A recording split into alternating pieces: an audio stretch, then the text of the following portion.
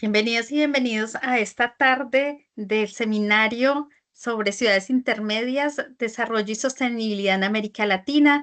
Estamos entonces iniciando con el panel número 7. Vamos a darle la bienvenida a todas y todos los ponentes, a las personas que se están conectándonos con nosotros también a través del chat. Y pues empezaremos entonces con Cintia, que es nuestra moderadora de este panel. Así que adelante, Cintia, para que demos inicio a la jornada de la tarde. Hola, hola, buenas tardes. Muchas gracias, Claudia. Bueno, voy a dar inicio al panel número 7 que se llama Urbanización desigual y política de vivienda. Y vamos a iniciar con la presentación de María Flores. ¿Tienes lista tu presentación? Recordemos que para los ponentes tienen 15 minutos para su presentación. Yo les voy a avisar a través del chat al minuto 5, cuando les queden 5 minutos y cuando les queden 2 minutos. Y en caso de que no me vean, voy a intervenir a través del micrófono. Ay, esperemos un segundo, estoy teniendo un problema. A ver.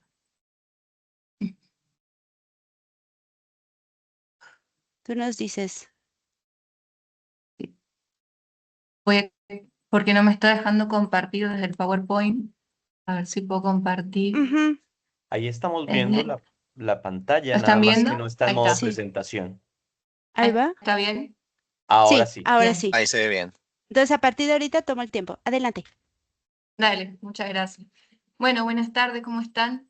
Mi nombre es Florencia Ruz, yo soy becaria postdoctoral del CONICET en Argentina, trabajo en un instituto del nordeste de Argentina y en este seminario voy a presentar un avance de mi investigación postdoctoral que se denomina Desarmando la gobernanza ambiental metropolitana, crecimiento suburbano mediante urbanizaciones privadas en el Gran Corrientes, Argentina.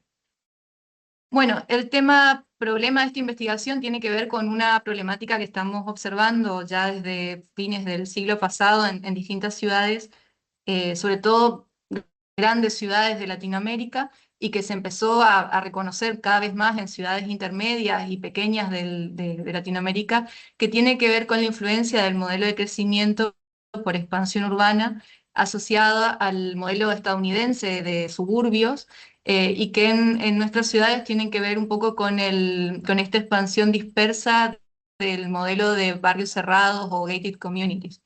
Este modelo está basado y se asocia desde la bibliografía con patrones de insustentabilidad, con efectos regresivos que tienen que ver, por ejemplo, con el consumo de suelo de áreas con valor ecosistémico, con impactos ambientales diversos y con mayor demanda de recursos. Sin embargo, este crecimiento se continúa dando de una manera cada vez más creciente en muchos territorios. Entonces, un poco el objetivo de este trabajo es partiendo de un caso de análisis que es el área del Gran Corrientes, que es el territorio con el cual yo trabajo, es entender cómo se produce la gobernanza ambiental de esta periferia metropolitana que promueve este modelo de promoción de urbanizaciones privadas y conocer cuáles son, bueno, sus desafíos, sus efectos y sus persistencias de alguna manera, por qué se dan en este tiempo. El área de estudio se localiza a grandes rasgos, bueno, en el cono sur de Latinoamérica, en particular en un área compleja hídrica que es la cuenca del Plata.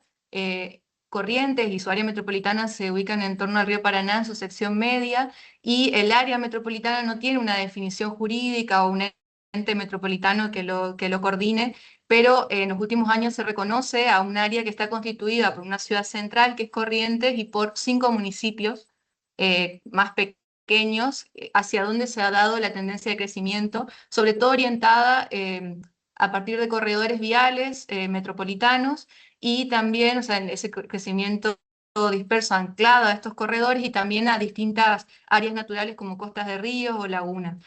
Para este estudio yo trabajé con un área de recorte, un área testigo, por así decirlo, formada por la capital y por 2 municipios más pequeños, que son Santa Ana y Riachuelo. Y bueno, en otros estudios precedentes he trabajado con la idea de urbanizaciones cerradas, estudiando, cuantificándolas, intentando caracterizarlas y caracterizar el patrón de localización de estas urbanizaciones cerradas, pero para este estudio, como tiene otro enfoque, parto de una unidad de análisis un poco más amplia, que son las nuevas urbanizaciones privadas, ya que estas formas de crecimiento en realidad muchas veces no se dan solo en formato cerrado, sino también de tipos loteos abiertos, y entonces parto de una definición que tiene más que ver con tipos de hábitat, de promoción privada inmobiliaria, en el que participan agentes capitalistas, de propietarios del suelo y que tienen estas distintas configuraciones. Entonces, el marco analítico parte de, bueno, de la influencia y el posicionamiento de la ecología política y de la sociología urbana crítica.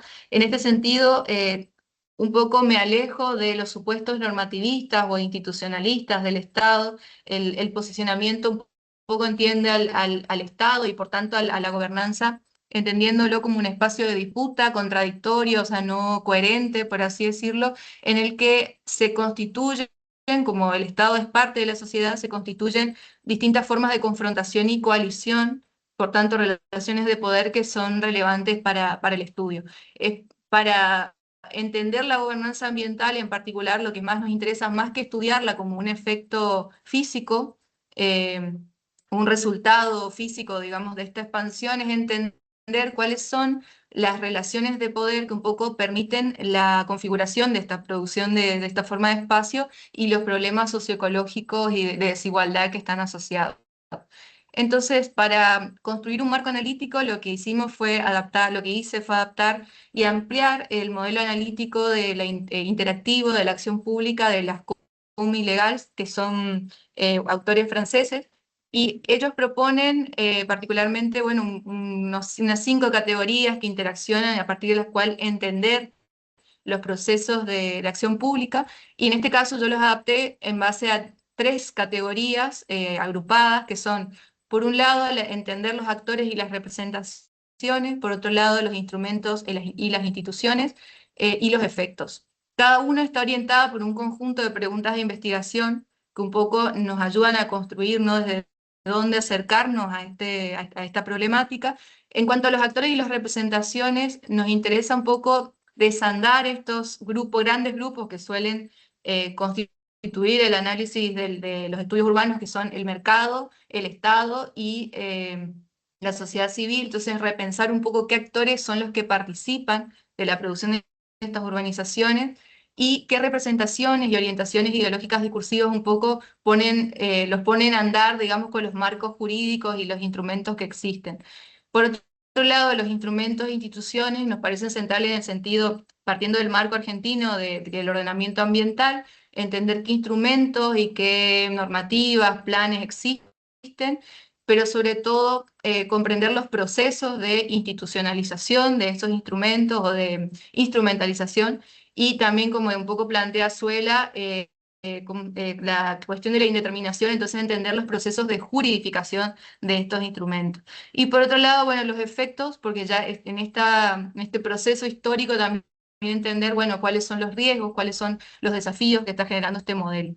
La metodología es cualitativa, basada en el análisis temático reflexivo del contenido.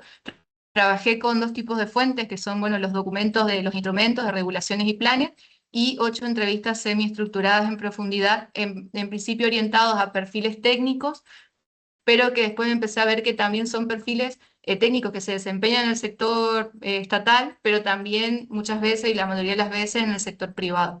Y la idea era, mediante codificación, buscar los temas latentes que se expresan en estas entrevistas. Entonces, un poco para contar rápidamente los resultados que están organizados en estas 3 categorías centrales.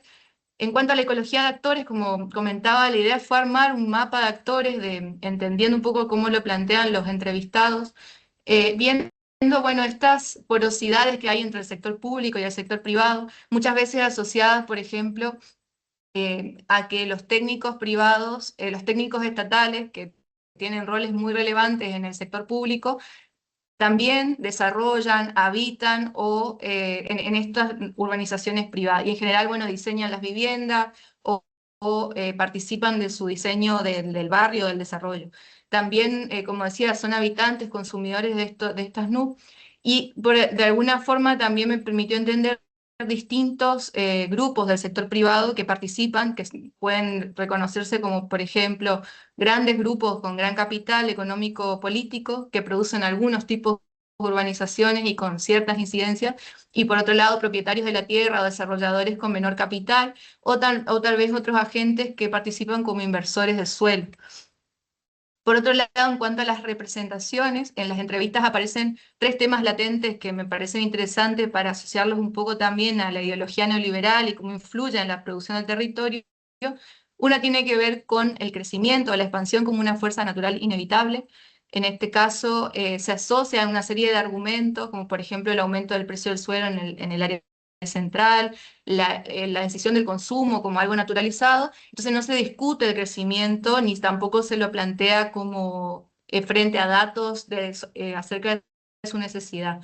Por otro lado, en cuanto al accionar del Estado, aparece totalmente cuestionado, tanto por actores que trabajan en el Estado como por quienes están fuera, en relación un poco a planteando contradicciones, por ejemplo, frente a la exigencia de mayor flexibilidad en cuanto a las regulaciones, diciendo, frente a este crecimiento natural, el Estado debería ser más flexible para no andar atrás de este crecimiento. Y por otro lado, también se exige en control ambiental o se cuestiona la cesión del Estado frente a actores con mayor poder o la aplicación selectiva de normativas. En otro sentido, también aparece frecuentemente la predominancia de una lógica mercantil, individual y privada, por ejemplo, planteando la necesidad de estas nuevas urbanizaciones como una forma de recaudación para los municipios, o la propiedad privada aparece también siempre como cuasi sagrada en un sentido de que posibilita la presión de actores desarrolladores. Por otro lado, en cuanto a las instituciones e instrumentos, partiendo de este marco de ordenamiento ambiental de Argentina, trabajamos un poco entendiendo los contrastes que hay entre competencias y las facultades que tienen las distintas escalas. En relación a esto, tres cuestiones que son temas latentes son que el gobierno local es una escala clave en el sentido que define los instrumentos tanto de zonificación primaria, o sea, las áreas que se permiten urbanizar o no, como la zonificación secundaria, y en este sentido se ven muchos desbalances entre el municipio central y los municipios más pequeños. En cuanto a los municipios más pequeños, en general tienen zonificaciones primarias orientadoras que muchas veces no se cumplen. Por otro lado, la aprobación de estas nuevas urbanizaciones, el proceso, los distintos trámites que se deben realizar es una cuestión también muy central. La capital lo tiene mucho más establecido, reglado. Sin embargo, los municipios más pequeños en general lo que plantean es que tienen oficinas técnicas de muy baja especialización y lo que termina pasando es que las decisiones son tomadas por el intendente y en general por este sentido de recaudación. En cuanto a los controles ambientales, recién se empiezan a implementar a partir del 2020, a partir del organismo provincial, que es como la escala intermedia en Argentina, después de momentos críticos de incendios e inundaciones. El municipio capital lo exige, aunque con muchos problemas de verificación realmente de si se cumple, y en los municipios más pequeños en general no participa el organismo provincial. En cuanto a los efectos, bueno, lo que podemos ver es que en este tiempo se empieza a avanzar una dinámica de crecimiento que está generando cada vez momentos más críticos en los últimos años, anegamientos, incendios, que empiezan a problematizar este modelo de crecimiento. Vemos también entre los efectos ciertos mecanismos de irregularidad que se van viendo legitimados por el Estado. Entre eso, trabajé con varios que se reconocen, pero sobre todo con uno que es una figura de condominios indivisos, que es una figura que está fuera del Código Civil, mediante la cual se aprobaron muchos barrios en torno a varios lugares, como por ejemplo una reserva provincial, y bueno, plantea un conjunto de irregularidades por la cual mediante distintos vericuetos jurídicos posibilitaron el avance de estos barrios. Sin embargo, el municipio posteriormente largó una ordenanza como para regularizarlas posteriormente. Por otro lado, estamos viendo que estos desarrollos están generando transformaciones paulatinas y acumulativas, como por ejemplo canalizaciones, desmonte, relleno, que generan estos efectos de crisis ambiental y que lo empiezan a percibir los entrevistados, y nuevas problemáticas urbanas como por ejemplo al transformarse estas vías metropolitanas rutas como vías urbanas, muchas veces generan cuestiones asociadas al tráfico, a la movilidad, a la inseguridad para los peatones. Bueno, para ir cerrando, en cuanto a la discusión y las conclusiones, entonces también las fui vinculando a estas tres categorías. En la primera, en relación a esta ecología de actores, por ahí plantear estas fronteras porosas entre lo público y lo privado, entender cómo el sector privado, esta operación de actores estatales, tanto en el sector público como privado, funciona como una puerta giratoria, implica, ¿no? El traslado de los intereses y las representaciones del sector privado al sector público, y que legitiman formas de expansión incluso en las afirmaciones o representaciones discursivas. Los instrumentos e instituciones aparecen con gran desbalance y con mayor flexibilización en las cuestiones ambientales, por ejemplo, y desbalance entre municipios. Y por otro lado, en cuanto a los efectos y las irregularidades, en cuanto a los efectos, vemos por un lado estas irregularidades que se van viendo legitimadas. Ahí nos interesaba entenderlo no solamente como, bueno, un incumplimiento de la ley, sino como un proceso de juridificación en el que estos organismos estatales, porque participan directamente de esas irregularidades, y son árbitros que la legitiman o que las regularizan ex post. Y por otro lado, los efectos ambientales urbanos regresivos no los entendemos entonces como una externalidad, una falla, sino como una consecuencia directa de una gobernanza ambiental que está avanzando en esta tendencia, ¿no?, de priorizar la lógica mercantil individual y sin importar este traslado que está existiendo de riesgos hacia otros sectores. Bueno, y eso sería todo, no sé si me pasé de tiempo. Muchas gracias. No, muy bien con el tiempo. Muchas gracias, María Florencia. Y muy interesante tu presentación. Entonces, vamos a dar paso a la siguiente presentación. No sé si ya está en la sala Wilmer Andrés. No se ha ¿No ha conectado llegado? todavía. Vamos a Entonces, seguir entonces. pasamos entonces con la presentación de Facundo, Gonzalo y Juan Manuel. ¿Estarán ya conectados? Si quieren ir pasando su presentación. Y justo recordarles que pueden dejar sus preguntas y comentarios en el chat para que puedan ser ya discutidos en la sesión de preguntas. Em, Gonzalo, ¿ya tienes Buenas tardes. permisos? No sé. A ver, te escuchamos, pero no te vemos. Sí, ya tiene permisos, doctor. ¿Se ve? no, no vemos. Ya, ahora te vemos, bueno, a Juan A la- Manuel, estamos viendo. A ver. Ahí activé la cámara y activé la presentación. ¿Se ven las Sí. dos? Perfecto. Sí, muy bien. Perfectamente. Vale, muy bien. Buenísimo. Entonces, recordarte que tienes 15 minutos, te voy a avisar en el chat y puedes dar inicio. Bueno, dale. Bien, mi nombre es Juan, soy acá becario doctoral del CONICET en Argentina, presido en la Universidad Nacional de Río Negro. Este es un trabajo provisorio que venimos, bueno, trabajando con otros investigadores, con el doctor Malvicino y con el doctor Barrios García. Y estamos analizando ya hace algunos años lo que es la ciudad de San Carlos de Bariloche, algunos estudios urbanos en general y problemáticas habitacionales en particular. Así que, bueno, en este caso, este trabajo lo titulamos Dinámicas asimétricas en el mercado de alquileres residenciales en una ciudad intermedia turística. Un estudio inspirado en San Carlos de Bariloche. Bien, la presentación se organiza de la siguiente manera. Una breve descripción del problema, algunos antecedentes sobre los cuales discutimos o nos apoyamos, el diseño metodológico y resultados y algunos comentarios y discusión final. Bien, para dar introducción a este trabajo, bueno, lo que venía diciendo es que venimos trabajando algunos temas urbanos, específicamente en Bariloche, en función de lo que es la dinámica o el sector preeminente de la ciudad, que es el sector del turismo, y cómo ese sector del turismo viene afectando al acceso a la vivienda de la población residente, de la población local. Entonces, un poco la motivación del trabajo es comprender cómo estos auges turísticos o esta dinámica del sector de la actividad turística termina teniendo algunos efectos contraproducentes en el acceso a la vivienda. Ya venimos trabajando en algunos artículos que hemos publicado. Tenemos uno en el año 2004, en donde, bueno, analizamos las condiciones de vida de la población local en la medida que aumenta la dinámica turística o la demanda de bienes y servicios turísticas, de bienes y servicios turísticos. Y tenemos un trabajo también ya más reciente, el año 2005, en donde empezamos a modelizar también lo que es esta competencia de la demanda de vivienda, por un lado residencial permanente y por otro lado una demanda de alquileres turísticos.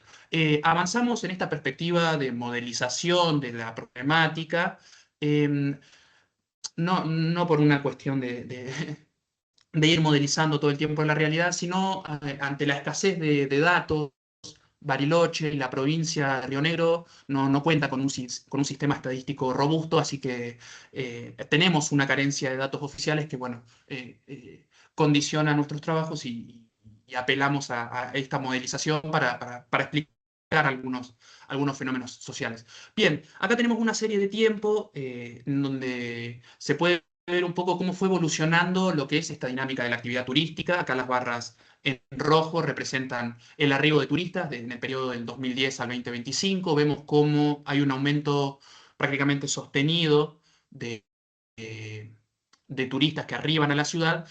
Y por otro lado, esta tendencia en la línea sur son las plazas instaladas, es decir, camas instaladas en distintos segmentos de inmuebles. Acá se incluyen hoteles, pero albergues, pero también se incluyen departamentos y casas de alojamiento turístico que de alguna manera nosotros hipotetizamos que están compitiendo con la vivienda de alquiler permanente. Ahí se trabó. Ahí pasó bien, perdón. ¿Pasó bien la diapositiva? No, Sí. no vemos que avance. A ver, darle. Sí, ahí ya pasó. Ahí está ahí donde dice introducción, hipótesis. Exacto, está ahí. Ah, uy, venía corriendo bien las diapositivas, ¿o no? Sí. A ver, sí, a ver, darle la siguiente, atrás, a ver si. ¿Cuál es? ¿Quieres A ver. explicar esta introducción o la de las? Acá, ahora estoy en hipótesis. Ok, vale. Bien, entonces un poco la hipótesis que planteamos es que, bueno, en la medida que aumenta la demanda de alquileres temporarios por el turismo, hay un aumento de costo de vida para la población residente y que tiene que ver con ese aumento también en los costos del acceso a la vivienda. Y empezamos, bueno, a tener esta hipótesis que en la medida que la dinámica turística no tiene tanta bonanza, no hay un auge, sino más bien se contrae esa actividad turística, que los alquileres permanentes o la oferta de alquileres permanentes o los precios no vuelven a su estado inicial, es decir, que la oferta de alquileres queda reducida y asimismo los precios también quedan desfasados o elevados de ese estadio inicial. Entonces, bueno, el objetivo general del trabajo es analizar un poco esta dinámica en la que se relaciona la demanda de alquiler turístico con la demanda de alquiler permanente. La metodología o el diseño metodológico constituye esta formación, esta recreación de este modelo que denominamos acá no lineal para empezar a explicar este fenómeno y este problema.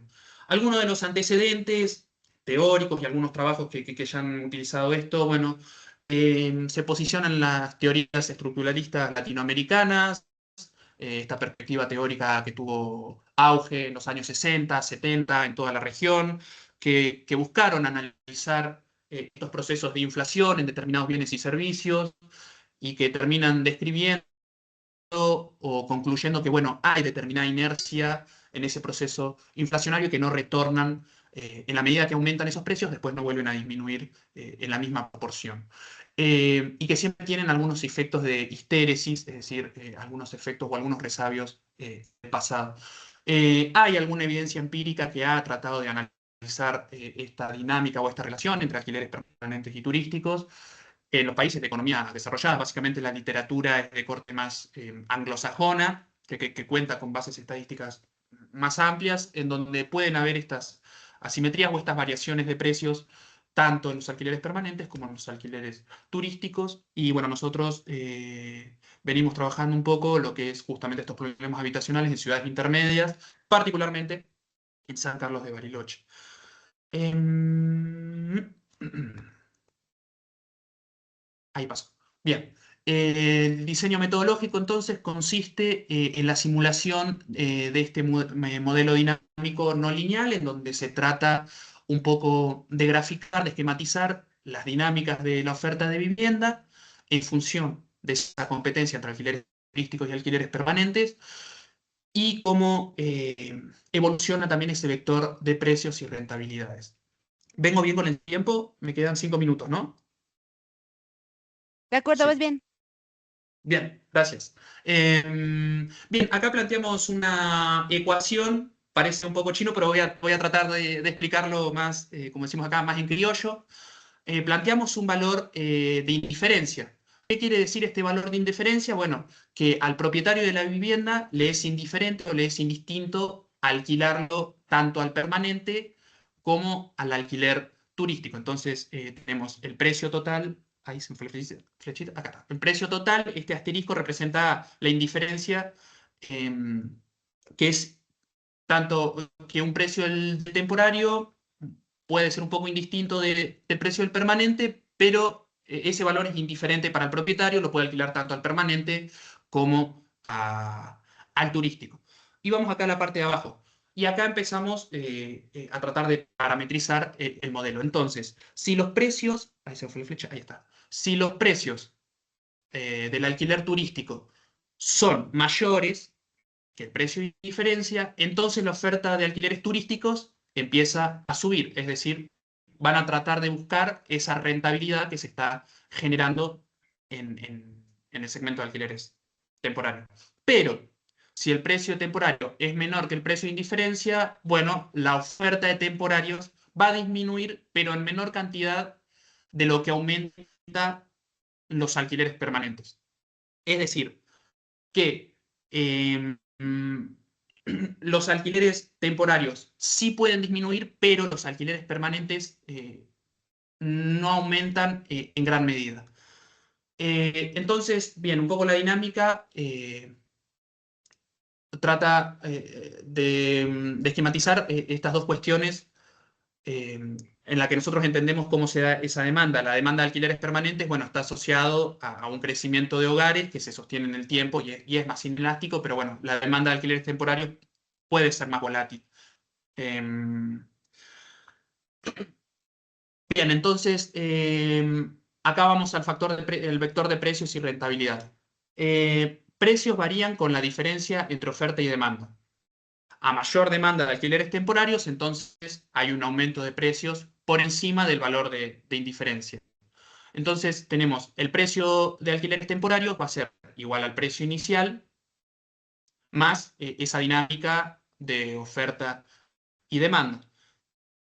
Entonces, en la medida que los alquileres temporarios aumentan, de igual o similar manera, los permanentes van a ir bajando en proporción. Es decir, aumenta la oferta de temporarios y va a disminuir la oferta de permanentes porque se pueden desplazar hacia esa oferta turística. Y acá son un poco los resultados a los que tratamos de arribar. Voy a tratar de explicarlo fácilmente. Serían un poco los resultados del modelo. Voy al primer gráfico, que es la oferta turística. Nosotros tenemos esta línea naranja que está tratando de esquematizar la demanda turística, es decir, tenemos en el periodo de 0 a 2 que aumenta la demanda turística y la oferta de bienes turísticos, en este caso de viviendas, también va a aumentar con cierto delay. Es decir, aumenta la actividad turística y la oferta de viviendas turísticas aumenta con cierto retraso, pero aumenta. Lo mismo vemos que ya a partir del periodo 6, pero en la medida que la actividad turística cae, también empiezan a caer los permanentes. Siempre hay cierto delay entre la bonanza de la actividad turística y el aumento de la oferta. Vamos al cuadrante de abajo. Nosotros acá vemos, estos son vacantes. Acá tratamos de esquematizar lo que son las viviendas vacantes en el periodo que disminuye la oferta turística. ¿Por qué es importante esto? Porque nosotros vemos que acá, a partir del periodo 6, la oferta de alquileres turísticos cae abruptamente, porque, bueno, anteriormente había caído la actividad turística. Pero vemos que también en el periodo 6 las vacantes aumentan. ¿Por qué es importante esto? Porque vemos que los alquileres turísticos no vuelven hacia los alquileres permanentes, sino que permanecen ociosos o vacantes. Es decir, los propietarios van a tratar de buscar esa rentabilidad quizás en un futuro, es decir, que lo van a dejar como alquileres permanentes, vacíos, pero no lo van a cambiar de modalidad. Entonces, en la medida de que, de vuelta, la actividad turística sube, la oferta de alquileres sube, y ahí las vacantes disminuyen porque, bueno, básicamente se están ofertando al turismo. Y ahora vamos acá al cuadrante de la derecha arriba, que la oferta de alquileres permanentes disminuye abruptamente hasta el periodo 6, en la medida, bueno, que la actividad del turismo sube y la oferta de alquileres turísticos sube también. Es decir, acá puede haber un traspaso o un cambio de modalidad de los alquileres permanentes hacia los alquileres turísticos.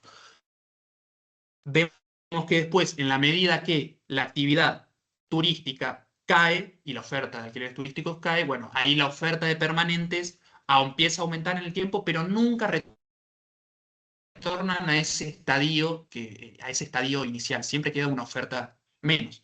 Y en el último cuadrante tratamos de esquematizar un poco la dinámica de precios. Y acá tenemos 3 líneas. Se me va la flecha. Y ya con esto cierro, porque ya me estoy pasando el tiempo. Vemos que la línea gris representa los precios de alquileres turísticos. Los precios de alquileres turísticos suben, pero en la medida que la oferta cae, bueno, los precios después caen, pero después vuelven a subir, oscilan en función de también cómo va oscilando la dinámica de la actividad turística. Pero vemos que ese precio de indiferencia, es decir, que al propietario alquilar al permanente o alquilar al turístico, también sube. Es decir, que en la medida que los precios de los alquileres turísticos van subiendo, ese precio de indiferencia también sube y por tanto esta línea naranja que representa el precio del permanente también sube. ¿Qué es lo importante quizás de este modelo? Lo que más nos interesa a nosotros mostrar es que la dinámica turística aumenta o también puede caer, pero esa rentabilidad que le da el turismo a la vivienda aumenta también ese precio de indiferencia y también aumenta ese precio en el permanente que se sostiene en el tiempo y nunca vuelve al estadio inicial del cero. Es decir, siempre los precios van a quedar elevados, lo que bueno, va a seguir dificultando el acceso a la vivienda en la ciudad.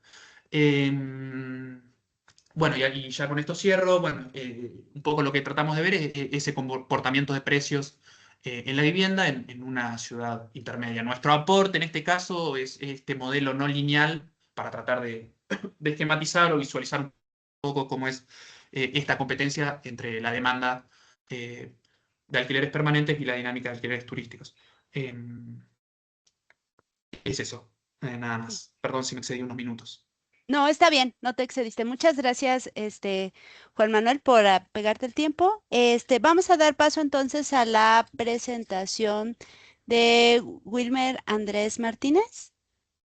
Cintia, perdón, antes de finalizar. Sí, señor. Yo, perdón, me tengo que desconectar, entro a dar clases 6:20 ahora, y con el tráfico y todo ya tengo que salir volando. Así que, ok, perdón si no me puedo quedar un rato más, tengo que sí o para sí las tomar clases. preguntas. Sí, ok.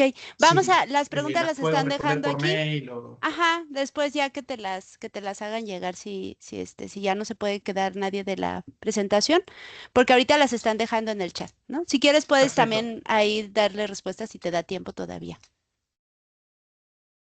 Listo, ahí las copio en el chat y bien, Ajá, vale, muy bien. las veo ahí. No sé, Muchísimas gracias. sí, que estés muy bien. No sé si tiene que dejar de compartir Juan Manuel para que pueda Perdón. empezar a Ay, compartir perdón. Wilmer. Wilmer puede compartir inmediatamente, ya tiene permisos Ok, de muy bien. Listo, micrófono entonces también. ya voy a compartir. ¿Me confirman si me escuchan? Te escuchamos escuchamos bien, bien. Wilmer. Si puedes encender tu cámara, también te lo agradeceríamos para Un segundo, verte. les pido primero que todo una disculpa. Estoy en un territorio por acá semirural. Me tocó entrar a una tienda para poder tener acceso a internet por motivos de lluvia, pero pues agradecerles a todos y a todas. Voy Gracias por a tu esfuerzo. suspender. Oh, qué pena con la demora. Voy a suspender nuevamente cámara por el tema del ancho de banda. En zonas rurales es un poco compleja la señal. Vale. Ok. Bueno, permítame, comparto. Muy agradecido por la invitación. Me confirman apenas se pueda ver mi pantalla. Vale, muy bien. Ahora sí la Bueno, puedes poner en pantalla completa, estaría sí, muy bien. ¿sí se ve? Sí, Sí se ve, listo. pero puedes ponerla en pantalla completa. Bien, listo. Entonces, si Listo. quieres, empezamos. Voy a empezar a tomar el tiempo. Adelante, tienes 15 Vale, minutos. estoy pendiente, muchísimas gracias. Cualquier cosa me avisan, estoy por fuera de la llamada. Bueno, mi nombre es Wilmer Andrés Martínez, me gusta solo que me digan Andrés, yo soy sociólogo de profesión. Actualmente estoy ultimando ya mis estudios de maestría en un área que es bien interesante, que es el desarrollo rural. Pero durante todo mi proceso de pregrado y de trabajo también he trabajado mucho en la ciudad de Ibagué, lo que es el proceso de configuración socioespacial y urbano de la ciudad de Ibagué como una ciudad intermedia, como una ciudad nodal que es céntrica en la cordillera central colombiana y que se ubica geoestratégicamente en el corazón de Colombia y pues creo que sigue siendo un escenario de mucho análisis. Esta presentación corresponde a la tesis de pregrado y es un documento que vengo trabajando con fines de publicación y estos son algunos de esos resultados. La ponencia la titulé así, proceso de configuración socioespacial de dos barrios en particulares que en su momento eran asentamientos informales en la periferia urbana de la ciudad de Ibagué. Esta es como el contenido que vamos a ver en la presentación. Inicialmente abrir con esto, pues vemos aquí en estos mapitas, pues la ubicación estratégica primero de Colombia en América Latina, del Tolima en el corazón de Colombia y de Ibagué en el centro también del departamento, un departamento que tiene un poco más de 1,5 millones de habitantes, cuya concentración poblacional mayoritaria se ubica en la ciudad de Ibagué con un poco más de 580.000 habitantes. Y pues es una ciudad que está en los últimos 20, 30 años en un proceso constante de reconfiguración urbana y de transformación socioespacial. Este trabajo también se motiva mucho por un ejercicio que se realizó ayer en otras presentaciones por parte de mi maestro, el profesor, doctor en geografía Miguel Antonio Espinosa, quien me ha impulsado a seguir con esta línea de trabajo. Básicamente esta es la ubicación del área de investigación, es un estudio de caso en dos asentamientos populares de un sector que se conoce en la ciudad como Picaleña, en la Comuna 9. Dos sectores populares que siendo invisibilizados, incluso marginados por la dinámica de la ciudad, de esta ciudad del capital, de esta ciudad del mercado, pues dos experiencias que se vieron desde la construcción de algo que se viene también teorizando mucho como ciudades desde abajo y hay una experiencia de ordenamiento social en dinámicas políticas, sociales y culturales que le abren paso a una comunidad marginada, por decirlo de alguna manera, una comunidad más bien invisibilizada en esta dinámica de la ciudad, que a punta de organización social se vuelve referente hoy por hoy en el territorio ibaguereño, en la ciudad de Ibagué. Estos dos asentamientos hacen parte a un proceso que está latente en Ibagué y es la presencia de las mal llamadas invasiones o de lo que nosotros también denominamos toda esa emergencia de ciudades populares construidas desde abajo. Y este caso que vamos a conocer hoy, pues cuenta un poco esa trayectoria de una comunidad y una vinculación de un proceso constante de intervención social por parte de la Universidad del Tolima en cabeza del semillero de investigación Yuma, Ciudad 3000 y el grupo de investigación Yuma-IMA de la misma universidad. La investigación se soportó primero por esa dinámica de expansión urbana latente que se está dando en la ciudad, que ha venido generando cambios importantes en la estructura, por un lado social, en la densidad poblacional, pero también en lo que a veces se conoce como la mancha urbana o en el mismo proceso de expansión urbano. Se soporta desde la sociología como una investigación del orden descriptivo, interpretativo y analítico que mira un fenómeno de caso particular sobre este crecimiento urbano y que está soportado directamente en las dinámicas propias de comunidades de base y su vida social. Y dentro de los resultados, o bueno, una de las rutas de la investigación era que los resultados aportaran a fortalecer esas políticas públicas de ordenamiento territorial colombiano, que siguen estando en un gran margen jurídico para poder, digámoslo, diseñar y planificar ciudades, pero en la práctica material, real, en lo concreto, diría Marx en sus estudios del Capital, sigue siendo una agencia desde la base la que en nuestro caso particular viene promoviendo estas nuevas formaciones urbanas dentro de la ciudad de Ibagué en particular. El planteamiento de la investigación trató y respondió estas cuatro preguntas basadas en la teoría de la producción social del espacio de Henry Lefebvre. Entonces, desde allí configuramos una serie de instrumentos que nos permitió, digámoslo, mirar ese proceso de configuración socioespacial en estos dos asentamientos, cuáles fueron sus formas de apropiación y ocupación del espacio, cuáles eran las estrategias asumidas para permanecer y adentrarse en la ciudad, y también pues un poco de esa historicidad local de cómo fue que dos comunidades, digámoslo, de la periferia empezaron a abrir y a ganar incidencia social, política y cultural para vincularse al sistema de la ciudad misma, ¿no? Entendiendo la ciudad como ese ecosistema un poco complejo entre lo institucional, lo social, lo popular. Algunas de las referentes teóricos pues, de la investigación se soportaron en ese estudio de las ciudades, en particular en los procesos de integración cultural, social y económico. Hay una carga muy interesante alrededor de lo que es la teoría de Lefebvre, pero también de la imagen de la ciudad, de la cuestión urbana que nos soporta Manuel Castells. Todos son como muy propios de la sociología, pero también la geografía humana jugó un papel muy fundamental en el análisis de este trabajo y de esta investigación, que, insisto, recoge un poco esa práctica todavía hoy por hoy en América Latina que tienen las comunidades, digámoslo, de promover la construcción o la autoconstrucción de ciudades. Los conceptos fundamentales que recabaron, pues es la construcción y ocupación social del espacio urbano, las estrategias de apropiación del espacio urbano y la configuración socioespacial como ese conjunto dialéctico entre organización, interacción, tensiones, conflictos, procesos históricos de integración urbano entre población y dinámicas políticas administrativas de la ciudad.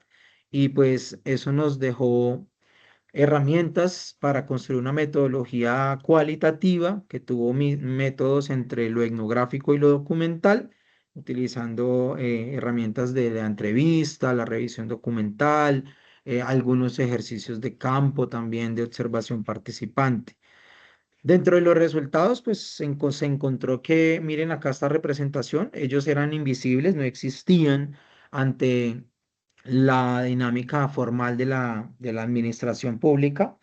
Este trabajo ha logrado que existan, se ha logrado acompañar el reconocimiento y la georreferenciación de la comunidad en un proceso de planificación y ordenamiento de acuerdo a esos saberes propios de la misma comunidad, a la participación activa en particular de mujeres que lideran estos escenarios de autoconstrucción de ciudades en esta experiencia en particular. Y además, pues aparecieron en el satélite de Google, entonces esto nos dio herramientas de análisis de sistemas de información geográfica para soportar ante lo público la existencia de la comunidad misma, ¿no? Entonces, ellos hicieron todo un ejercicio muy empírico de delimitación del loteo de sus viviendas, de definición de sus calles. Este mapita fue un mapa que hicimos con ellos y ellas en la composición urbana de su territorio. Entonces, esto nos permitió reconocer que desde el territorio hay unas formas de planeación urbanas también que deben ser de alguna manera interactuar de alguna manera con entidades como por ejemplo las secretarías de planeación municipal. Y afortunadamente pues esto logró este reconocimiento. Estas son las experiencias de transformación, cómo se encuentran unos escenarios, digámoslo, pues en condiciones muy complejas de habitacionar la ciudad y en un periodo de prácticamente 8 años, y se dan cuenta aquí, unas transformaciones que son autogestionadas, son unas formas propias de hacer ese ordenamiento, digámoslo, del barrio, ¿cierto? Como también las viviendas, esa condición de ir apropiándose a través de estrategias de embellecimiento de lo urbano, del ornato y de también la misma autogestión y la misma agencia que pueden desarrollar los actores locales en sus propios territorios, pues nos permite ver que en un periodo muy corto también de tiempo hay unas transformaciones arquitectónicas muy significantes y esto es súper positivo, ya van a ver para qué. Cómo también se piensan ellos sus escenarios de encuentro político, ¿cierto? Anteriormente, pues aquí una experiencia donde iniciaron muy rudimentariamente con una carpa y hoy por hoy cuentan con un salón de reuniones, un centro cultural y una biblioteca comunitaria que es un nicho de la organización del territorio y que es como ese mismo nodo central que les ha permitido ser referentes de formalización urbana que les da herramientas también para insertarse en estas dinámicas de la ciudad. Algunas de las estrategias particulares que nos ha comentado la gente de la apropiación del espacio urbano se basaron en la organización del territorio. Acá vemos 4 estructuras organizativas. Primero, unas que ellas denominaron de base, donde se ponían de acuerdo para hacer grupos propios de trabajo de autogestión. Luego, iniciar una estrategia de asociatividad o de esas estrategias de ordenamiento social con asociaciones populares de vivienda, que en Colombia, no sé en otros lugares, pero en Colombia sigue siendo una normativa fundamental para la producción de vivienda autogestionada y de espacio urbano habitacional autogestionado.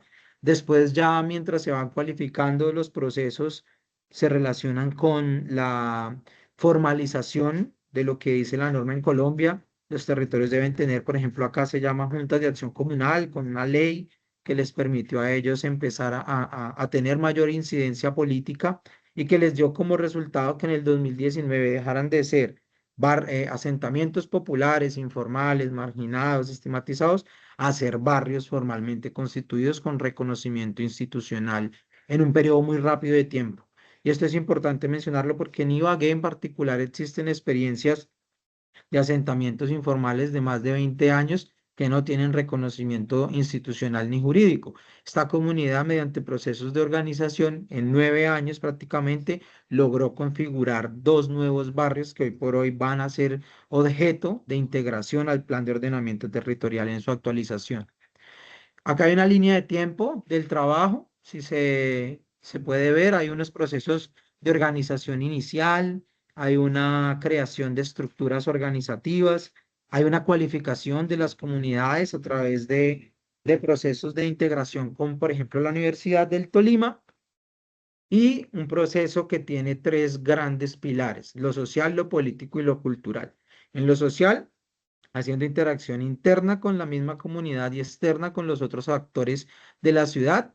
Se inician apuestas de formación para poder fortalecer capacidades humanas que les permitan a ellos seguir siendo objeto de reconocimiento en la ciudad. Se planifica al nivel interno cómo se piensa el barrio, se promueve hacia el nivel externo cómo quieren que se vea el barrio a través de la gestión y se logran escenarios de incidencia, interacción, comunicación y apropiación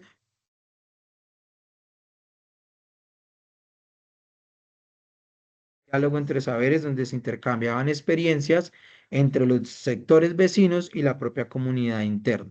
Y acá, perdón si se ve un poquito desordenada la imagen, pues hay como una discusión alrededor de eso. Hay una ciudad con unas estructuras dominantes, unas comunidades que siguen unos procesos de resistencia por construir un espacio social urbano habitable donde se entrelaza lo ambiental, lo económico, lo social, lo político y lo cultural a través de formas del liderazgo, como se pueden dar cuenta acá, en particular agenciado por mujeres, que les ha dado a ellos la oportunidad de lograr el fin político, que es la interacción, reconocimiento e inserción en la dinámica urbana de la ciudad de Ibagué.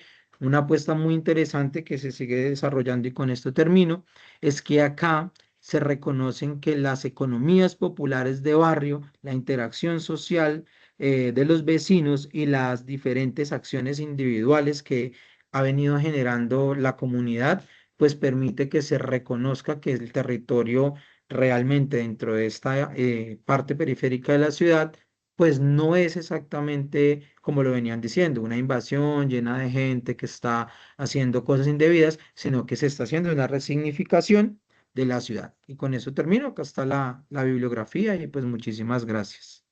Muchas gracias por tu presentación, Andrés, y gracias también por ajustarte el tiempo. Vamos a dar paso a la presentación de Alan. Puedes empezar a proyectar tu presentación, Alan, y recuerden que en el chat pueden dejar sus preguntas. También ahí hay una información que Edwin posteó, si la quieren revisar y les es de interés. Sí, buenas tardes. ¿Sí se ve mi presentación? Sí, se ve tu presentación. Entonces, Ok. Alan, empiezo a contar el tiempo, acuérdate 15 minutos y te aviso en el chat. Sí, muchas gracias. Bueno, gracias por aceptar mi ponencia. Yo soy doctorante en geografía por la UNAM y esto se desprende de mi investigación doctoral. Todavía se encuentra en curso y bueno, se titula El papel de las políticas de vivienda en la expansión reciente de la ciudad de Pachuca de Soto, Hidalgo.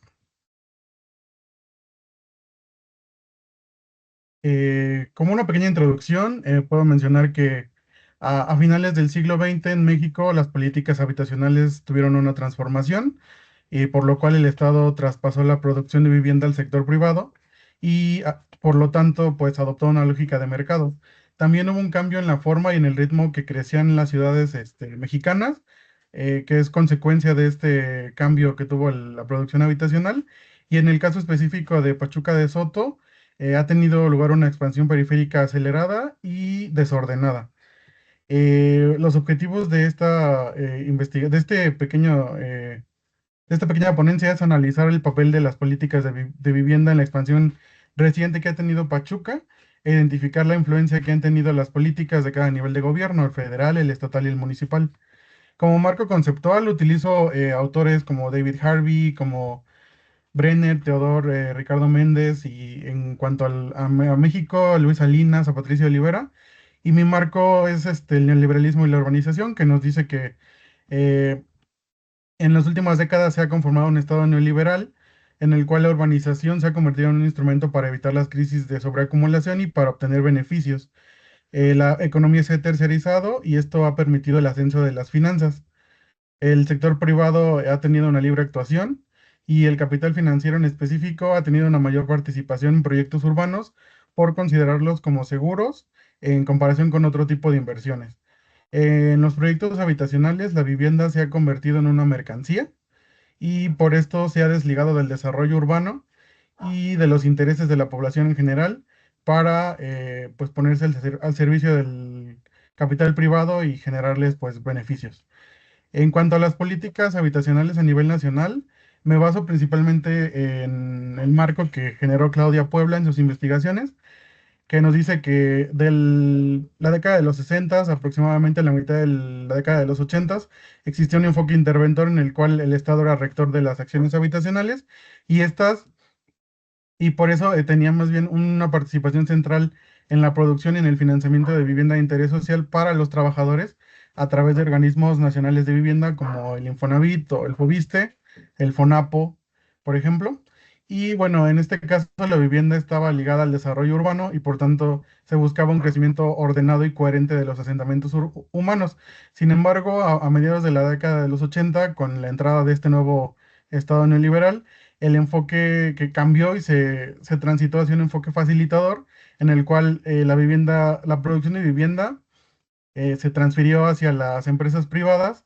Las ONAVIs se convirtieron en instituciones financieras, adoptaron lógicas muy similares a las de instituciones privadas y también desde el Estado se promocionó el financiamiento privado. Las empresas constructoras de vivienda empezaron también a nutrirse con capital financiero lo que maximizó su capacidad de producción y se modificó el marco legal, específicamente, bueno, los artículos 27 que tenía que ver con el suelo y 115 con las atribuciones de los municipios en cuanto a desarrollo urbano. Y bueno, se relegó el desarrollo urbano para favorecer los intereses privados principalmente. También se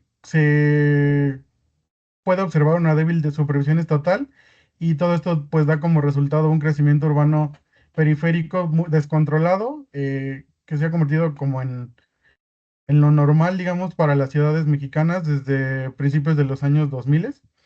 En cuanto al estado de Hidalgo, el panorama de las políticas habitacionales es que hasta inicios del siglo XXI, todo se realizaba de acuerdo con lo que estipulaba la normativa federal, y si bien en el 99, 2000 empezaron a surgir instituciones estatales centradas en vivienda y desarrollo urbano, la legislación no evolucionó a la misma velocidad, entonces hubo años en los cuales existían instituciones, pero no existía ninguna legislación que pudieran aplicar. Y en cuanto a la vivienda específicamente, el tema prioritario era un tema prioritario en los programas estatales de desarrollo, que son los que cada gobierno crea al principio de sus administraciones para decir el camino que va a seguir. Y existían algunas propuestas, se tocaba el tema de la vivienda, pero no se proponían ninguna acción que pudiera materializarse más adelante. Las primeras leyes estatales de desarrollo urbano y vivienda llegaron en 2005 y 2011 respectivamente, y si bien en su conformación sí tomaban en cuenta la realidad del estado de Hidalgo y se asignaban obligaciones a los tres niveles de gobierno, también hubo una ausencia pues casi total de instrumentos secundarios, todos los reglamentos y leyes que podrían permitir su implementación y por tanto esta tuvo fallas. Y específicamente en el nivel municipal, la normativa jamás llegó a materializarse y por tanto hubo un incumplimiento en sus responsabilidades. El resultado de esto pues, fue un vacío institucional que favoreció el crecimiento urbano desordenado de Pachuca, principalmente a través de la construcción de conjuntos de vivienda en la periferia. El área de estudio, para quienes digo están en otro país, aquí pongo un pequeño mapa. Pachuca de Soto es una ciudad del centro del país que se encuentra en el estado de Hidalgo, a 85 kilómetros al norte de la Ciudad de México. Eh, Tiene una zona metropolitana que se conforma de varios municipios y bueno, recientemente tuvo un crecimiento urbano muy descontrolado porque, bueno, este pequeño mapa que les muestro aquí era la extensión de Pachuca en 1926. Era una ciudad muy pequeña realmente y este es un mapa que nos muestra la ciudad de Pachuca en el 2020.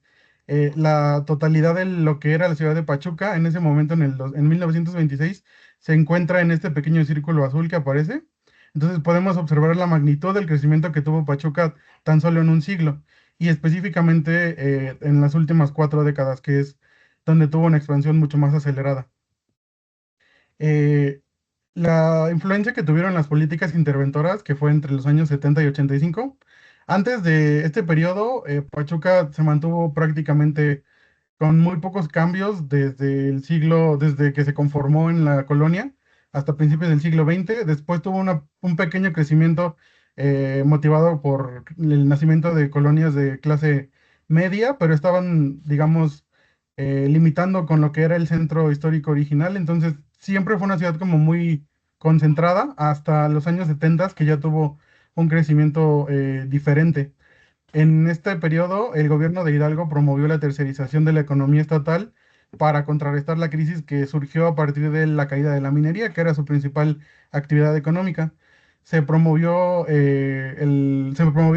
diferentes actividades gubernamentales, educativas y sanitarias, aprovechando su carácter de capital del estado, y se construyeron inmuebles para albergar este tipo de actividades.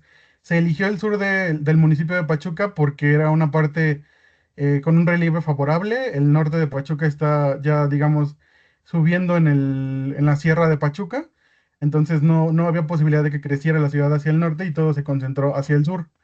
En las cercanías de estos nuevos edificios se construyó, sí, de estos nuevos edificios gubernamentales se construyó vivienda para trabajadores del Estado y surgieron entonces políticas, colonias al sur como Plutarco Elías Calles, Felipe Ángeles, Javier Rojo Gómez, PRI Chacón, ISSSTE, como podemos ver, algunas tienen nombres de las instituciones que del origen de los trabajadores que ahí residían. Y principalmente destaca el conjunto Juan Cedoria, que era un conjunto de edificios de departamentos que se encuentra muy cerca de los nuevos inmuebles gubernamentales y en la entrada de la ciudad, cerca de la autopista México-Pachuca, que se encontraba completamente desvinculado del resto de la ciudad. Aquí podemos ver una imagen de cómo se veía en los años 80, cuando estaba todavía en construcción el conjunto Juan Cedoria, y algunos ejemplos de los inmuebles que se construyeron a los alrededores. En los años del 86 al 99, yo lo clasifico como una etapa de transición porque coexistieron los enfoques interventores y facilitadores de vivienda, y creció la demanda habitacional debido a la llegada de nuevos residentes provenientes de la Ciudad de México y el Estado de México. Recordemos que en el 85 el terremoto que destruyó pues, la ciudad generó ciertas olas migratorias hacia las ciudades centrales que rodean a la capital. Pachuca también recibió una parte de pues sí, nuevos habitantes que hicieron crecer la ciudad. Hubo una producción combinada de vivienda. Por un lado, los Sonavis construyeron varios conjuntos, el Infonavit principalmente, Venta Prieta, Santa Julia y Piracantos, pero también las empresas privadas construyeron fraccionamientos como Villas de Pachuca, Arboledas de San Javier, Magisterio Digno o Tulipanes, que se encuentran al sur de la ciudad. Y yo digo así, se puede hablar de que este crecimiento periférico es un efecto directo de los nuevos términos del artículo 27 constitucional, porque se facilitó la urbanización de terrenos que anteriormente eran ejidales y a bajo precio. Entonces eso permitió que se construyera, que se comprara terreno barato y se pudiera vender a un precio más elevado. Y esta lógica se consolidó en la siguiente década. También se identifica, en los años 90 se identificó el surgimiento de la zona metropolitana de Pachuca. Sobrino, por ejemplo, en sus estudios menciona ya su existencia, aunque se limitaba a Pachuca y Mineral de la Reforma, que son dos municipios que se encuentran contiguos. Eh, Sin embargo, pues el crecimiento más significativo se dio en los años, a partir del año 2000, y ya es con una influencia total de las políticas facilitadoras. Se aceleró completamente el crecimiento urbano y una producción de habitacional más diversa tuvo lugar. Dominó completamente la producción por parte de empresas privadas. En la primera década, la vivienda en Pachuca empezó a hacerse más, la oferta se hizo más amplia, incluyó a todos los estratos de la población. Un ejemplo claro fue la zona plateada, que es una zona muy exclusiva de Pachuca, que originalmente eran tierras ejidales y de pronto se convirtieron en un desarrollo que incluye comercio, museos, plazas públicas, zonas de negocios, bancos. Y también están, por ejemplo, los Jales, que era una zona de desechos mineros, que finalmente en esta década se empezó a urbanizar y se construyó vivienda de segmento medio. También siguió existiendo vivienda asequible, económica. En San Antonio del Desmonte, en Pitahayas, por ejemplo, surgió el fraccionamiento Real Toledo. Todo esto al sur, en los límites del municipio. Y Mineral de la Reforma comenzó a tener una urbanización mucho más rápida y fragmentada. Ahí es donde se localizó la mayor parte de vivienda de bajo costo. Surgieron fraccionamientos como La Providencia Siglo XXI, Paseos de la Plata y una zona que se conoce como Fraccionamientos del Sur, que además de Tulipanes y Magisterio Digno incluye Atusos, El Venado y Forjadores, y varios otros fraccionamientos que están alrededor de la Avenida de los Árboles y que generaron ya como una pequeña área urbana en el sur, muy concentrada.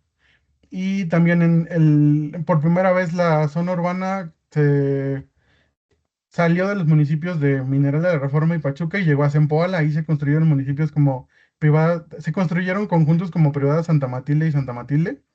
Aquí tengo unos mapas de mi elaboración. En el año 2000 Pachuca era solamente lo que del lado izquierdo, la mancha amarilla, era lo que era Pachuca en el año 2000. Y en el año 2005 tuvo estos anexos. Como podemos ver, fue un área pues importante. Incluye la zona plateada, que es la parte, está justo a la izquierda.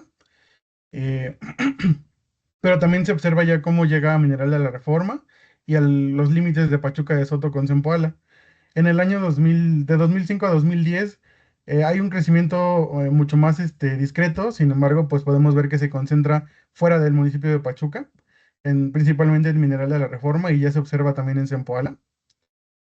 Y bueno, en 2010 la normativa estatal de vivienda ya existía, pero no modificó el crecimiento de Pachuca y continuó el débil control estatal. Después de 2015 se ralentizó la expansión, que es un efecto del Programa Federal de Vivienda de 2014, que estaba orientado a aprovechar el suelo intraurbano, pero continuó la urbanización de Mineral de la Reforma. Surgieron varios fraccionamientos muy amplios, como Chavarría principalmente. En Zempoala igual comenzaron a construirse más fraccionamientos alrededor de los que ya se había construido en la década pasada. Y en Pachuca de Soto, si bien espacialmente no hubo una expansión, más bien empezó a saturarse el área urbana que ya existía. Y en San Antonio del Desmonte, por ejemplo, que ya estaba urbanizado, comenzaron a construirse más privadas, terminó de construirse el Real Toledo. La zona plateada igual comenzó a tener más conjuntos exclusivos y algunos otros que surgieron cerca de estos mismos espacios. Este mapa es de 2010 a 2015 a la izquierda. Podemos ver cómo el crecimiento se concentró principalmente en Mineral de la Reforma y también en Zempoala. Y de 2015 a 2020, pues ya se observa que son solamente pequeñas ampliaciones a la mancha que existía en 2015, pero pues igual están fuera de Pachuca de Soto. Alan, Entonces, sí, ya se terminó tu tiempo. sí, Vamos a dar paso a las preguntas. Muchas gracias por tu presentación, muy interesante. gracias. Déjalo Sí, terminar esta diapositiva y ya entonces vale. pasamos a las preguntas para no cortarlo de tajo. Ok, muy bien. Sí, ya es Adelante, la Alan. última. Entonces, vale. Pues básicamente con este ejercicio reflexiono que Pachuca está vinculado, la expansión que ha tenido está vinculada completamente a las políticas habitacionales de corte neoliberal principalmente y la capacidad estatal y municipal para regular el crecimiento urbano realmente es muy débil, permanece muy débil, la normativa es muy tardía, aún existen muchos vacíos legales, lo cual juega a favor del sector privado porque pues si no está prohibido, está permitido básicamente. Y bueno, ejemplifica, Pachuca es un ejemplo claro de lo que pasa cuando no hay normativas urbanas y habitacionales locales fuertes. En este caso ni siquiera existen. Y la dinámica de crecimiento pues va a persistir mientras no se desarrolle ni aplique algún marco legal sólido. Y eso sería todo. Muchas gracias. Ok, ahora sí. Muchas gracias, Alan. Gracias por tu presentación. Vamos a dar entonces paso a las preguntas. No sé si en el chat si quieren escribir o tienen preguntas, pueden también intervenir, entiendo. Podrían. Pueden levantar la mano para Ajá. que les puedan activar el micrófono. A ver, Eh, vamos a darle paso a la intervención de Edwin. Adelante, Edwin, en lo que se Sí, animan los demás. en lo que alguien se anima, pues yo Sí. quiero hacer un comentario porque, vean, esta mesa me pareció muy interesante.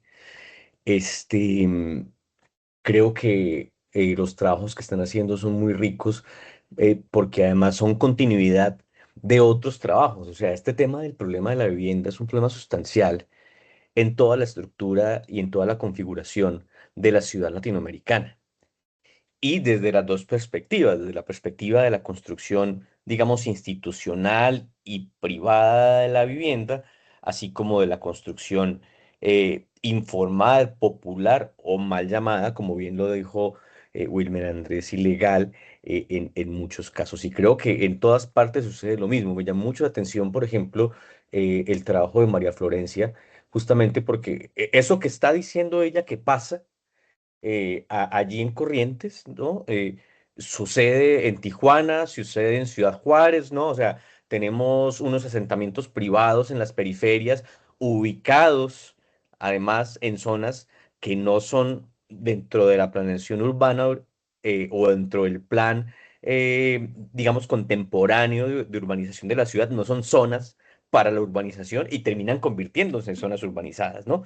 Entonces vemos cómo las políticas de vivienda, y no solamente las políticas, sino la necesidad de la vivienda, en últimas puede ser un motor transformador de cualquier política de planificación urbana. ¿A qué me refiero? Hay planes que se establecen, hablo del caso de Ciudad Juárez, pero también voy a hablar del caso de Pereira, porque lo conozco muy bien, En Ciudad Juárez se establecen límites urbanos, hubo establecimiento de zonas ecológicas de protección y los dueños del suelo y los dueños de los terrenos pues estaban digamos, en articulación con las empresas urbanizadoras y terminan transgrediendo la política, haciendo lobby político y cambiando el plan. Esto es una cosa gravísima.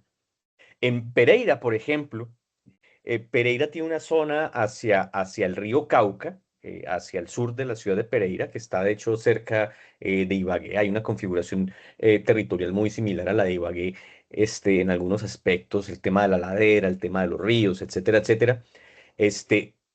Se determinó que el uso del suelo, ojo, pero no el uso del suelo urbano, sino el uso del suelo de esa región era eminentemente el suelo más rico para la producción agrícola.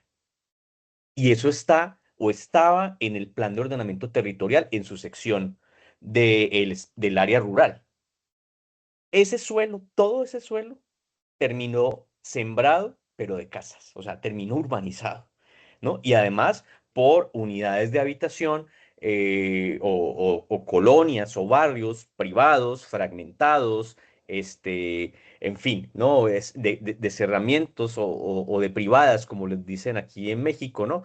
Entonces, creo que es un tema transversal a la problemática de la ciudad en toda Latinoamérica, lo que ustedes presentaron, y me dio mucho gusto escucharlos por ahí.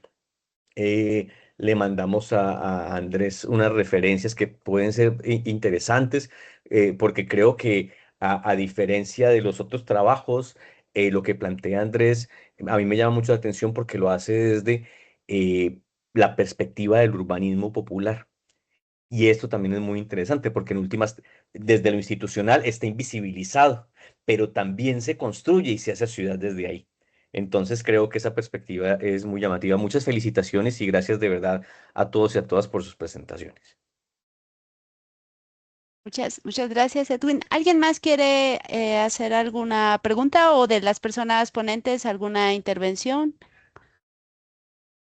Yo solamente quería un poco Ajá. complementar lo que estaba diciendo Edwin, porque justamente, pues digamos, hay muchos trabajos, por ejemplo, desde esa perspectiva que planteaba Wilmer, por eso, digamos, un poco en el chat ahí estuvimos intercambiando un poco con él, porque pues hay muchos trabajos que han venido, digamos, tratando de mostrar esa visión distinta. De hecho, lo veíamos un poco ayer también en algún momento en la presentación de Juan Felipe Gull y otras personas decían, bueno, es que la oferta y la demanda no se corresponden, es decir, lo que se está produciendo, por ejemplo, en términos de vivienda, no es para la gente que necesita vivienda, ¿cierto? Y eso es una realidad, ¿no? Es un poco como lo decía en términos un poco el del profesor Miguel ayer también en su ponencia, ¿cierto? Que él decía, hay un triángulo de lo financiero, del poder y todo esto que no está atendiendo, por ejemplo, esas demandas, ¿cierto? Entonces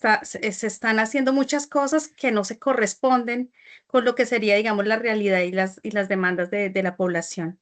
Esto también yo lo encontré cuando hice mi trabajo doctoral en la ciudad de Florencia, en el Caquetá colombiano, que hace parte de la Amazonía andina. Justamente exactamente la misma situación, ¿cierto? Hay unas dinámicas de la vivienda que no tienen nada que ver con la situación de la gran mayoría de la población, ¿cierto? De lo que sería necesario para atender justamente pues las necesidades en términos de vivienda. Entonces, claro, hay una gran, digamos, informalidad, ¿no? Y como lo hablábamos en otro momento, pues la informalidad entonces ahí toma muchas caras distintas que pueden ser esas ocupaciones espontáneas, de hecho, pero también puede ser toda esta cuestión de la urbanización pirata, que es como otra forma, digamos, de una apropiación también muchas veces brutal, ¿cierto? Del espacio para convertirlo en espacio urbano. Y bueno, hay una serie de dinámicas que muchas veces, digamos, un poco como que se pierden en ciertos conceptos muy generales, pero las dinámicas a veces son muy diversas también, ¿cierto? Y esto es un poco lo que, pues, digamos, ya se han señalado desde algunos trabajos y me parece muy interesante. A mí la única cuestión que pues siempre yo me quedo con esa pregunta, ¿no? Porque digamos que es una pregunta transversal al seminario y es la cuestión de cuál es la particularidad de estas dinámicas en las ciudades intermedias, ¿no? Porque finalmente, claro, podemos decir, pues esto se da en todas las ciudades, incluso en ciudades de pronto un poco más metropolitanas, más grandes, pero yo siempre me quedo con el interés de saber cuál es la particularidad en las ciudades intermedias, o si le existe o no, ¿no? Porque eso sería también una cuestión interesante, digamos, tal vez, pues si les interesa también a las personas que están investigando sobre esto, darle, digamos, ese toque particular, ¿no? A la discusión de mostrarnos esa particularidad. No sé si los ponentes quisieran o no, o tuvieran elementos, digamos, para aportar, digamos, a esta cuestión que me parece que es muy central además para este seminario. Muchas gracias.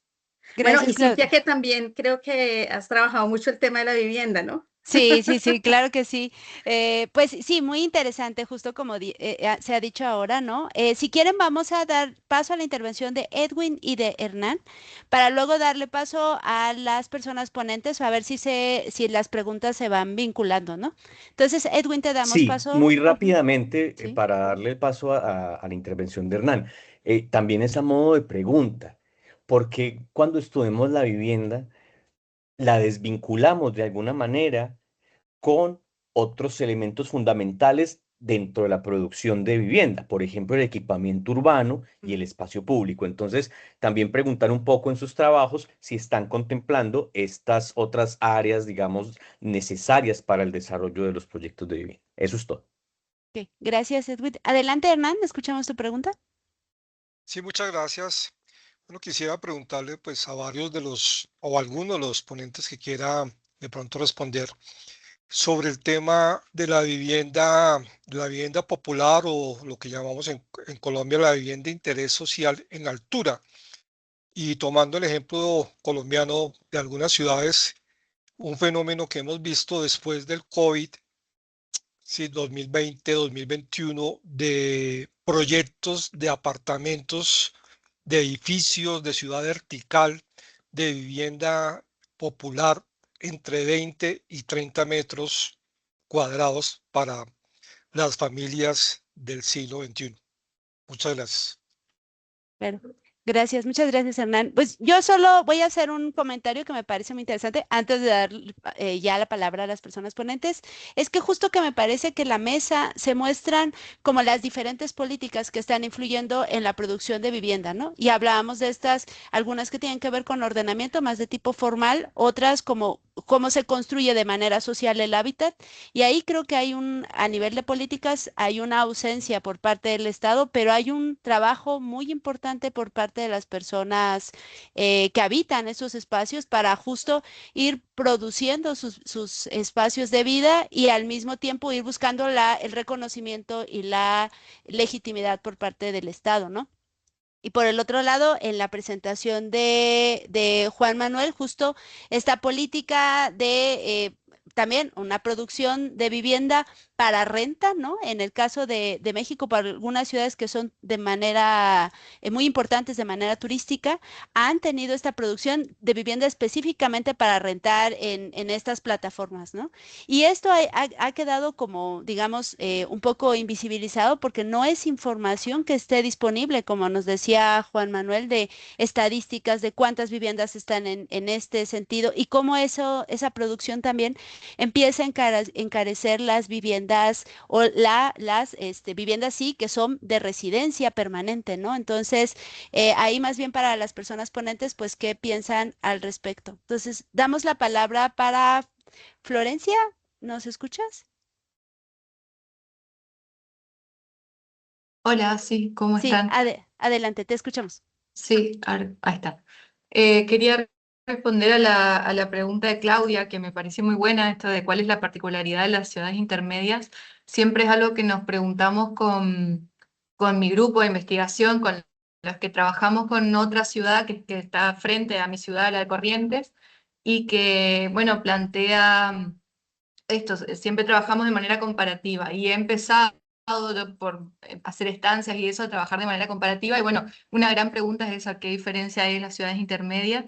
Yo creo que igual siempre hay que partir de un contexto y también de un tema de investigación, y el caso de que trabajamos nosotros, que tiene más que ver con esta promoción privada del urbanismo desde estas nuevas urbanizaciones más de tipo cerrada, por ahí siempre lo comparamos con ciudades más grandes como Buenos Aires, por ejemplo, donde empezaron estos estudios y empezaron estos estudios desde muchos distintos enfoques, como, bueno, planteando la desigualdad post-2001 en Argentina, fue un momento de crisis y también creo que las diferencias que puedo decir así que se me ocurren tienen que ver, bueno, con el momento en el que empieza a aparecer este fenómeno que, como había dicho hoy, es un poco posterior. O sea, es como que se ve un poco contagiado, por así decirlo, de un proceso que se da en Buenos Aires y quienes miran desde mi ciudad periférica hacia un modelo como aspirar, una cuestión aspiracional, se da un poco posterior en nuestras ciudades,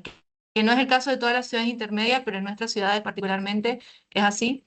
Y son ciudades de las más pobres de Argentina, o sea, de las zonas más pobres de Argentina, y sin embargo, esta desigualdad se hace como mucho más patente, digamos, en esta producción de estas nuevas urbanizaciones, donde las clases solventes y las más altas empiezan ya desde comienzo del siglo a buscar construir su casa quinta.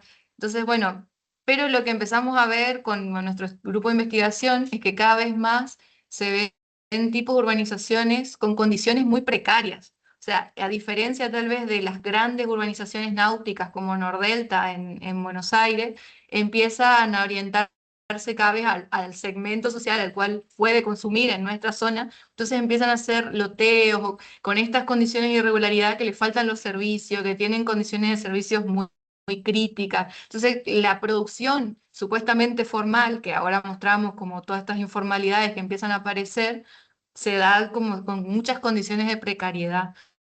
Y después creo que los actores económicos que participan de la producción de ciudad también son muy distintos, en el sentido de que tenemos grandes constructoras internacionales que por ahí, o inversores internacionales que participan de la producción de estos barrios en grandes ciudades, y en nuestra zona hay un poco de todo, como empecé a ver con mi investigación, pero sobre todo aparecen grandes terratenientes, por eso son grupos económicos muy potentes a nivel local, por la condición colonial que tienen Corrientes, que es una ciudad colonial, que hay, bueno, agentes históricos que han sido gobernadores, políticos, redes familiares que son dueños de tierra, tienen incidencia política, y entonces son los que por ahí pueden avanzar con algunas de estas urbanizaciones de este tipo. Y después hay mucho agente capaz, inversor como capitalista, pero más de menor capital a nivel local, que tiene suelo, accede a suelo de alguna manera, y busca desarrollar esto con condiciones de mayor informalidad muchas veces o con condiciones más precarias. Entonces, no sé, por ahí está bueno, en este contraste ciudad grande e intermedia, ver estas cuestiones de diferencias, que eso se me ocurre por ahora, sí. Claro. Sí, muy interesante, justo porque es como decía Claudia, ¿no? Es la pregunta que siempre está rondando en estas investigaciones intermedias, ¿en qué medida estamos hablando de procesos específicos o son procesos que van reproduciendo la misma dinámica de las grandes ciudades, ¿no? Una cosa que me parece importante es que en las ciudades intermedias, pues es justo, la gran mayoría tiene ya su proceso de expansión ya con el modelo actual, que es un modelo muy expansivo, muy desigual, ¿no? Y eso también puede estar justo reproduciendo estas dinámicas de las que nos hablas. Em, no sé si alguien más quiere hacer alguna intervención. Estamos a 3 minutos ya pues de tomar la pausa del café también. Espero que se hayan tomado su café y ya, y ya dar paso a la siguiente mesa. Si nadie más quiere hacer intervención. Bueno, en el chat tienen ahí una discusión muy interesante de la vivienda vertical, pero si no, entonces, pues me voy a permitir cerrar aquí la mesa para que tengan aunque sea 3 minutos para tomar una pausa y incorporarse a la siguiente mesa. Muchas gracias por la exposición, las exposiciones muy interesantes y me parece que pues la discusión justo sigue, ¿no? Gracias. De Muchas nuevo gracias a ti. les informo y les comento a todos los participantes que a más tardar en 2 semanas tendrán su reconocimiento, igual a ti, Cintia, por su participación y estaremos en contacto para trabajar en propuestas editoriales. Entonces ahí nos estaremos comunicando con ustedes por medio de los correos de la red. ¿Ok? Muchas gracias por tu coordinación y gracias a todos por la presentación de sus trabajos. Y vamos a hacerle una pausa publicitaria al centro en el que trabaja Cintia precisamente y Yadira, que es nuestra próxima moderadora, que tienen una producción muy interesante sobre estos y otros temas para la gente que también esté interesada en conocer un poco más sobre el trabajo que ellas vienen realizando. Claro, voy a dejar en el chat la página de nuestra editorial por si quieren consultar algunas de nuestras publicaciones. Mucho gusto y aquí nos vemos. Gracias. Muchas gracias a todos. Gracias, A ti, Florencia. Sí. Florencia, gracias.